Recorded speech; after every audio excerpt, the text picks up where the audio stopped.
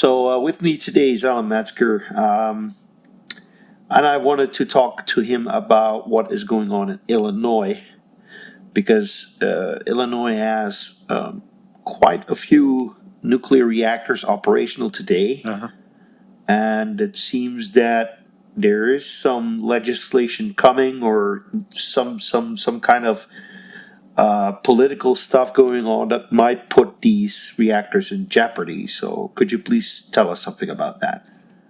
Sure. So, Illinois has more reactors than any other state in the U.S. We have 11 reactors running at 6 sites, and a couple of those sites were stressed economically a few years ago, and the owner-operator Exelon Corporation said that they would close those reactors if they didn't get some kind of relief, that if the market didn't help them out or the government didn't help them out. And so there was a package of legislation that was passed back then called the Future Energy Jobs Act, and that provided some relief in the form of a small, 2/10 of a cent increase per kilowatt hour of wholesale energy price that they were able to charge. And to give you an idea, on my big suburban American house electric bill, that represents about $1. So it's visible, but it's not very big. Is that in a month? That's every month, and that's less than 1% of my bill. So, so it's well worth it, in my opinion. That type of relief is in jeopardy because of a ruling from FERC, which is an agency of the federal government that is in charge of kind of making the rules for how the wholesale electricity markets work. And they could tell the ISOs, the independent system operators of the grid, how their auctions have to run and what they can do, what they can't do. And so there was a rule making, and they made the rule, and now it's I think it's open for comment still, but that's going to probably become the rule that goes by. And so how's that going to hurt the nuclear power plants? Well, because as I understand it, and I don't understand it very well, but as I understand it, it has to do with the rules say that you have to consider reliability, but you cannot consider how clean the power is when you auction, and when you consider who wins the auction, right? So, in other words, clean energy sources, and this is not just nuclear; it would be also wind and solar. They would not be able to be given preferential treatment in the auctions, basically because of their cleanliness. All right. So that means that cheap natural gas and cheap coal can underbid them, and they just don't win the auction. So, all right. So it basically puts them out of business. Well, unless they can sell at a lower price, and sometimes the wind people can do that because they get production tax credits and they get money no matter what. Yeah. From that, even if nobody buys the power, they generate it and they give it away, they still get the production tax credit. Right. So sometimes they're okay with that, but it's kind of a mess, and so knows that it's Trump appointees that made that determination, and so everybody's mad at the president because of all the clean energy people are upset with that. Right. So that relief mechanism is in jeopardy. Mm-hmm. And then Exelon also, before that happened, they had announced in their one of their shareholder calls, that the other 4 plants that are in a different ISO. Mm-hmm. The Quad Cities and Clinton plants are in the MISO ISO, Midwest ISO, and the PGM ISO is where the other 4 plants are. So, right. So they're operated differently, and that's why there were only 2 that were at risk before, and that's why Exelon's talking about only the other 4 being at risk now. Even though if that rule changes and it affects that other stuff that the Future Energy Jobs Act had, then then all of them will be at risk. But so Exelon has said, we will need to, look at those assets closely because they aren't performing like we want our assets to perform. They're a corporation. They're looking at, where their money is, but it's getting them back. And what they have to do is take it where the money, is going to be, provide the best return for their shareholders. Right. And that's what it is. And if we don't regulate something to force them to do something different than that, then that's what they'll do. So what is it that needs to happen right now to make sure that the clean energy sources don't get pushed away? Well, it sounds like the mechanism that'll have to be put in place is, or at least one of the choices anyway. And again, I don't understand this that well, but it sounds like it's going to be a situation where the Illinois Power Agency, which is an agency of the state government, which already does a lot of things with respect to wholesale power, electric power. They would actually take over that procurement process and do those auctions. They would take that away from PJM. So PJM would now no longer run an auction that the nuclear plants and the other sources of electricity in Illinois they wouldn't be running that auction because the state took it away from them. And so there's some lots of T's to cross and I's to dot and things to get exactly right to make that happen. But there's at least one bill that I believe has, generally speaking, has that provision in it, but I don't know if it's flushed out enough in there to really do it the right way and be able to get around that ruling. So in essence, when this can happen, right? So if this happens, that means that you will circumvent the FERC ruling. Well, that's it has to. I mean, so the the details that need to be hammered out, need to be hammered out by somebody, and there's, I'm sure there are people that are looking at that, and I'm sure there are people that could say, I know exactly what we could do, but most of them aren't speaking up, and some of them are at Exelon, and Exelon's not talking to anybody. Because there's a pretty significant scandal going on. It has to do with lobbying, and it's a big mess for them. It happened at exactly the worst time for them that this came out. And they're a corporation. They're going to try to get away with whatever they can get away with, so there's a grand jury and there's an investigation and there's allegations and all kinds of stuff, and I don't disagree that they need to be held account for that, whatever it is, right? Whatever it is. But that doesn't mean that we need to lose all of our, clean electricity production all at once. Yeah. So here's my core message, when I talk to people about this, and I've talked to some legislators about it, is you can hate Exelon all you want, and that's fine because a lot of people do right now. Yeah. And they have apparently done some things that they shouldn't do, and they should be held to account for that. But the way to do that isn't to let those nuclear plants close, because they don't really care that much if that happens. I mean, they're the ones that said they're going to do it, right? Yeah. And if they don't get that, some relief, whatever it is, they don't get like a guaranteed market or whatever, it was some kind of a minimum price. I mean, that's kind of all they're really looking for. Yeah, is a place where they can, they know they can sell their electricity and they can plan on being able to do that.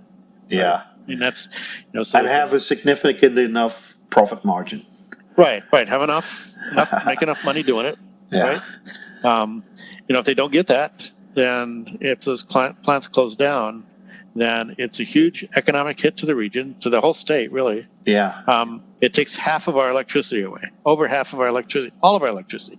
Over half of it goes away, and so what that means is we now turn in, from a net exporter of clean energy, we turn into an importer of lots of dirty energy, and that's going to be coal and gas. All of it's going to be coal and gas. It's all coming from the Rust Belt, right?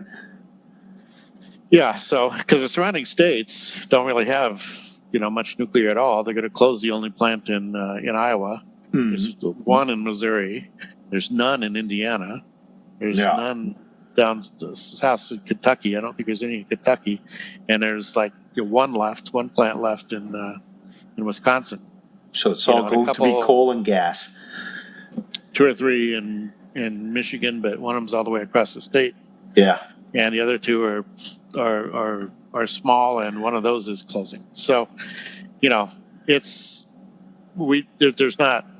There's nothing to play. And those things are already producing everything they're going to produce, right? So they're not going to like double their output to cover, one of our reactors. No, it's impossible. Right? Can't happen, right? So, neither are we going to, build enough renewables to do really make any difference at all for that. So it would be like a 2-decade setback for us. Yeah. So here's the $1 billion, the $10 billion question. Yeah, many billions of dollars. Are they, or the 20 billion if you consider Vogel?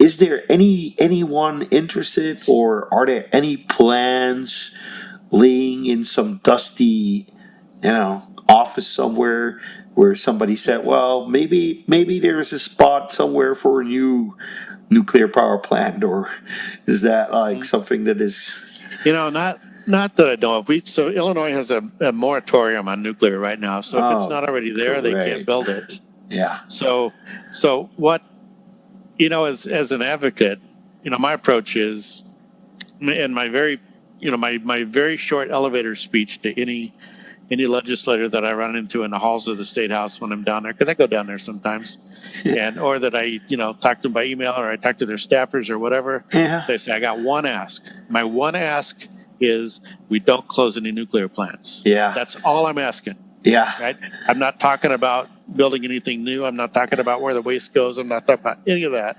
I'm just saying, let's don't close them because it's irreversible. Yeah, exactly. And it's going to set, and it will kill people.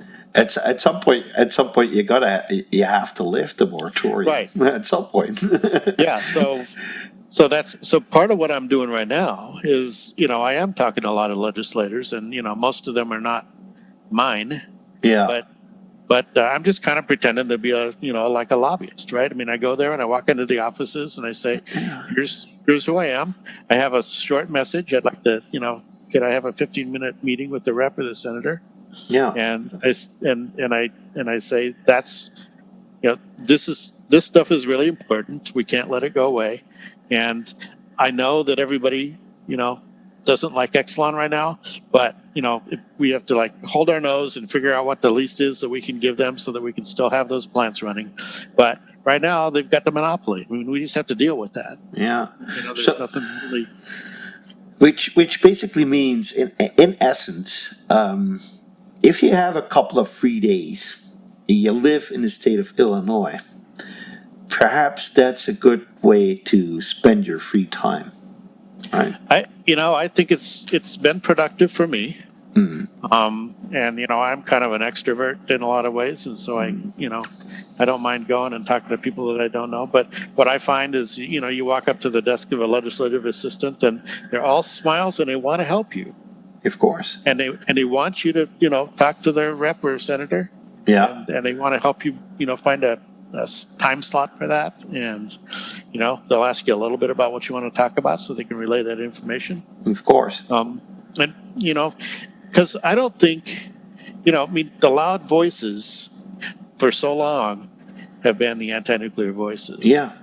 And that really needs to not be the case anymore, because they really they're still back in the 60s.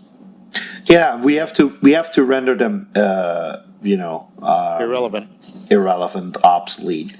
Yeah. So there's something I can say about the nuclear is old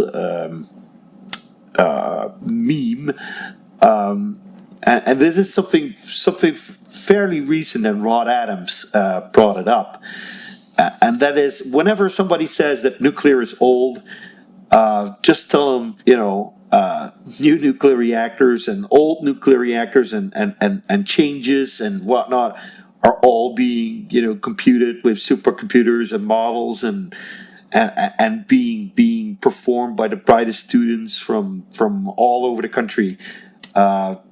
If it's that old, nobody would bother anymore. But Right. Yeah. Why would people be like pinning their careers on it if exactly, it was just yesterday's news? Yeah. It's not. And no, so that's when I'm doing this, I'm building relationships.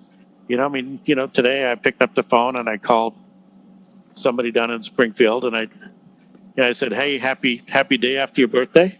yeah, Right, because yesterday was her birthday when I was down there, and she had like a little birthday bouquet on her desk, that goes a long way. And she's she's got 3 reps that she supports, and I said, "Hey, can I get a meeting with this one?" And she says, "Well, I don't think it on that day it's probably not going to work, but let's pencil it in somewhere else." And so we did that, and they're willing to work with you, and the politicians are there to do what we asked them to do, which is to run our country, and here we vote for them all. Yeah. And if you're not a voter for that particular district, it's still okay, because they still want to hear what the people think. And the smaller it gets, in politics, the more important your voice becomes. Right. Yeah. And so this is at the state level. There's like 100 congressional districts. And so those are. I mean, sometimes somebody that lives in them, and maybe you ask them to come along and say, let's do a tag team call. Hmm. Sometimes you just say, what, my sister-in-law and brother-in-law, I think you probably represent them because they live in so and so place or something like that. Yeah. But it's and I find it's it makes me feel like I'm doing things that are really going to help change how things are thought about and help improve some things. It matters, and it really matters. And that's you get to be my age, you start to think about what's what's going to be what are they going to be talking about when I die. Yeah. What difference did he make? Right. Exactly. What is my legacy? Right. I a friend of mine that's he's like an organizer, political organizer type, right? Mm-hmm. And he said, my epitaph on my tombstone, I want it to be, he didn't change the world, but he moved the fucking needle. Yeah. And I thought that was pretty good. So, exactly. I want to move the needle. Yeah. And but everybody could move the needle. Sure. And if everybody moves the needle, then the needle moves a lot more. So start pushing. So that's I think we need to be more willing to just get out there and talk about it. And understand what the limits are of what you can do. Mm-hmm. But I was talking to the legislative aide for the majority leader yesterday. I just sat down, I had a one-on-one conversation with him. I explained the situation. I gave him a letter that I wrote, and he's like, "You know what? I think the leader will probably want to talk to you about this." Yeah. So let's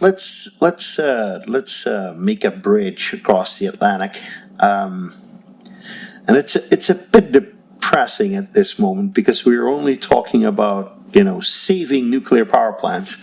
Right. Not really. We're not talking about building new ones, though. Sizewell C might become the next site where 2 EPRs will be built. But, a lot of water will have flowed through many rivers before the first spade will go into the ground. But at this moment, and this is very, very precarious situation, Fessenheim 1 and 2, 2 French pressurized water reactors, are slated to close. And the first unit is supposed to go down tomorrow, on the 22nd of February, and it's very hard. So at this moment, a lot of French people are organizing to basically protest the closure of Fessenheim 1, and I even believe that operators of Fessenheim 1 have said we will keep running this plant, despite the order to shut it down. I don't know if it's true, but yeah, I really feel the pressure at this moment because we're losing loads and loads of nuclear power plants in Europe. I witnessed the closure of Philipsburg, which was a pretty good pressurized water reactor. Sweden just passed legislation with only one vote difference, by the way. I know. I saw that. That was horrible. Yeah, to close down their Ringhals nuclear power plant. The Belgians, they are going to close Doel and Tihange, and they're going to do it in steps. And it looks like 2 of those reactors, they have 7, are beyond saving. They are just going to get closed, whether we like it or not. And so at this moment, it's more like dominoes. Yes, I think too many people think it's just okay to do that.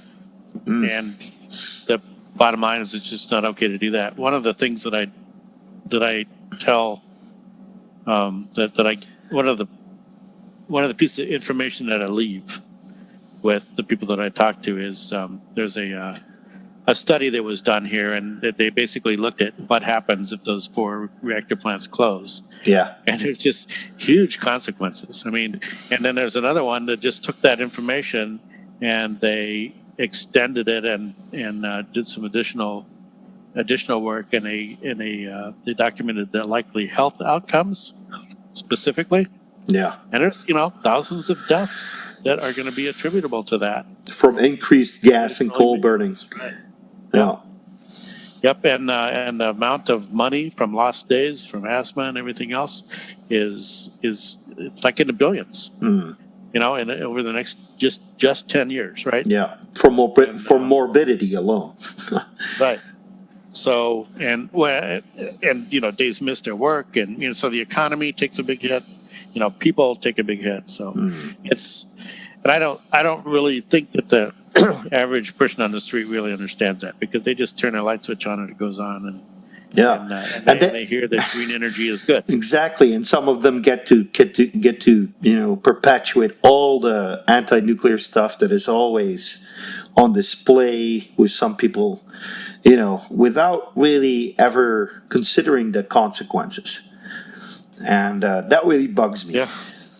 That really bugs me. So it's, we have to, and we're going to have to live with those consequences, all of us. And, it's not like they get to have what they want and we get to have what we want. No, if they get to do what they want, then everybody has to put up with what they caused. Exactly. Right. So it's, it's accountability, it's accountability and responsibility. Yeah. And, we are how do you do that for people like that? I mean, I think you just, you get enough other people to overpower that message and make it just a non-acceptable thing. I mean, exactly. We're kind of getting there with anti-vaxxers now, and we're getting more places where they say you just can't send your kid to school, right? If you don't have if you don't have vaccines and, stuff like that. So that's good, but, we still have to do it. There's a number of areas where we have those kinds of things. So it's get up and do shit. Right? That's right.